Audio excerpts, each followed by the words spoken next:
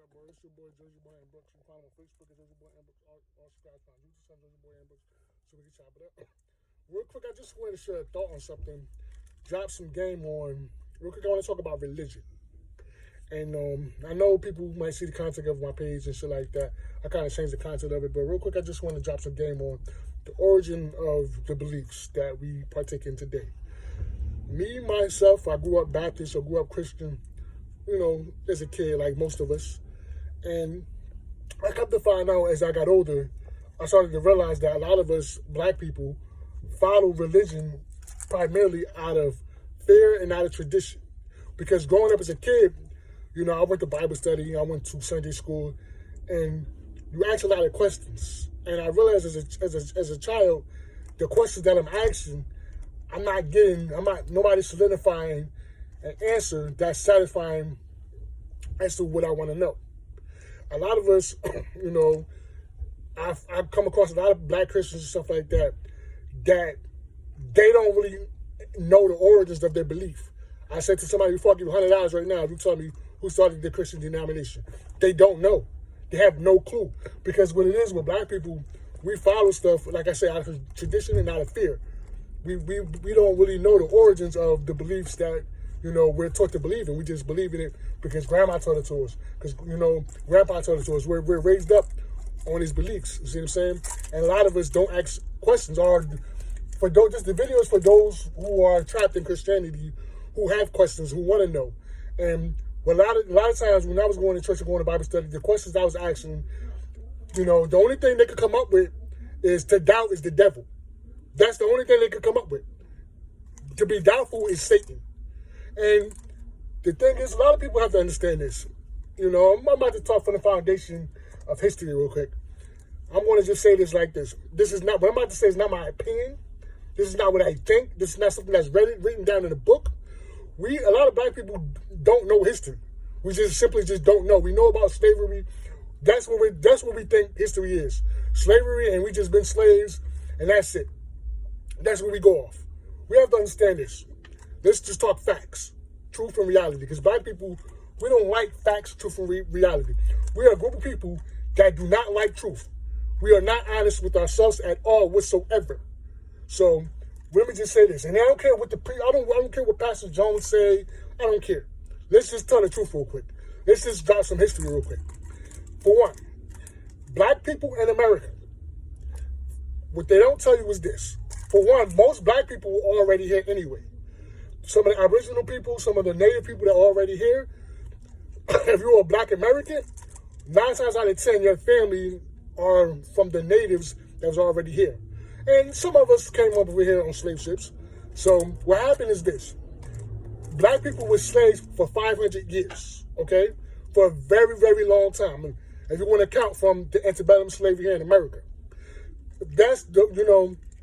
What happened was those people that came over here, the European Christians that kidnapped those Africans and enslaved the people that are already here, they enforced the belief system on the people that they held captive. The African tribal people from Western Sahara Africa did not have a belief system called Christianity. Back then, when people conquer over other nations and stuff like that, they stripped their culture from them. So the people, the original African people, had to submit themselves to the God of the people who enslaved them. They took away their cultural concept of God. Okay? The Africans did not have no God called Jesus. They didn't believe in it. It wasn't part of their culture at all. So when the Europeans came, the Europeans conquered over them and they destroyed their culture by they enforced their belief system on them. They imposed it on them. Does that make sense? When they came to conquer them, they took away their culture from them. The only education black people had was religion. You knew nothing else. You could not read. They were illiterate. The Bible is all they knew. You knew nothing else. For 500 years, you could not read. You could not write. You couldn't even spell your name. The Bible's all you knew. That's all they knew. And the reason why is because not only did they have to enslave them physically, but they had to do it psychologically. Okay? So by doing so, they had to enslave the mind. And by doing that is what they did with religion. The Bible was a tool to enslave them psychologically. They imposed their belief on them. The concept of the God, the Christian God, is psychologically slavery. It is. And I had to wake up from this. As we start to study the dynamic of slavery. This is the belief system that the slave master gave them. The Bible is a product of slavery. Black people today, stop saying slavery was a long time ago. It wasn't. We're only talking about 160 years. We're not talking 1,000 years. We're not talking 1,000,000 years. Stop telling me, oh, you're talking about something that happened a long time ago. It wasn't that long ago. We ain't talking that long ago. We're only talking about 7 grandmas ago. That's about it. We're not talking years ago. So we stop coming with that excuse as to why you need to be ignorant. Because I'm 28 years old, and a lot of people are older than me. They don't know this. Some preachers might know this, but a lot of white people simply just don't know this. And I would never understand, with all the information in the world, with all the technology in the world, with all the resources in the world, why are you still walking around misinformed? Why? To be ignorant is a choice. And I don't care how much you have had surgery, you live. I don't care if you went to an accident, you live. I don't care what traumatic event you went to in your life. That does not solidify the belief as something true. You are a Christian because that is the religion that your ancestors, slave master, imposed on them. So when slavery was over, great-great-grandma, great-great-grandpa left the plantation following the curriculum of what the slave masters put in their heads. They didn't know anything else. You could not read. You didn't know anything else. You were illiterate. The Bible's all they knew. So it's a product of slavery. It's just something that's been passed down to you. That's all it is. So all this talk about the Bible is the word of God.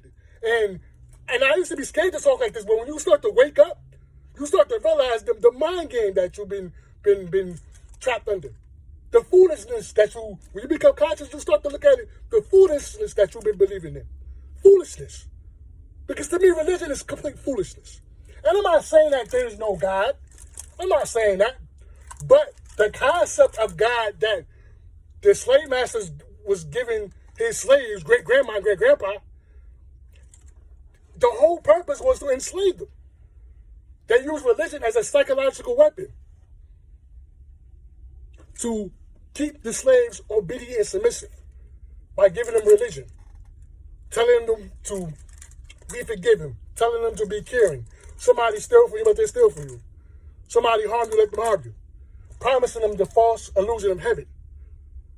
So that's why most of us are Christians today, in 2020. It's just passed down to you. We inherit the Bible from slavery, which is a fact.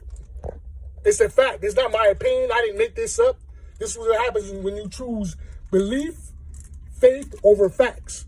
So when you start to hear the truth of the matter, you get offended. Pastor Jones cannot tell me right now what I'm saying isn't true because I call him a liar in his face. I'm talking facts, not my opinion. Did we, as a people, receive religion under the circumstances of being enslaved? If any preacher, any rabbi, any religious person, any religious leader, any fucking prophet say no, get away from them. Stay away from them because they're lying. They're lying, and most preachers know the truth. What it is, it's a hustle.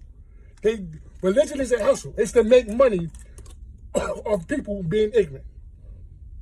A lot of you are dedicated to this belief that you know nothing about.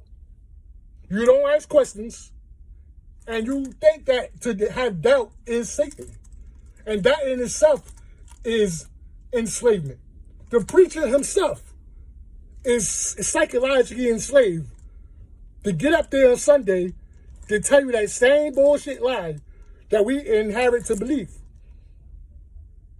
The word of God. I'm not saying that there's no God. I'm not saying that there's no creator in essence. I'm not saying that because traditionally, the African people, the Aboriginal people had their own cultural concept of God. It just, the idea of what they was calling God has been taken from them and has been replaced with this God concept that God is in heaven, God's going to get you if you want to be good. You know, a lot of us let our beliefs get the best of us. And because we let our beliefs get the best of us, you're scared to think for yourself. You're scared to think outside of the box. I'm telling you, 90% black Christians do not think for themselves. They swear by folklore. They swear by myth. They're dedicated to believing something that's a myth. That they don't ask questions about Christianity is a fucking myth.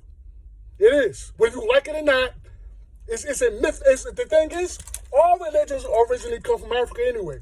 If you're talking Christianity, you talk about Judaism, you talk about Islam, all of them, the making of the religion, all of the elements started in Africa. You don't believe me? Do the research.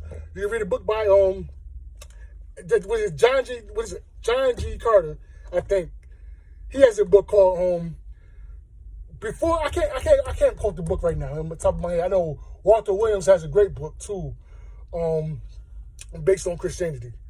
But a lot of people don't like Afrocentrics because, like Dr. Clark and Dr. Ben and all these great scholars, expose the shit that we've been believing in.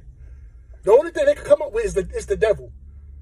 It's the devil. They don't have anything logical or intelligent to give you.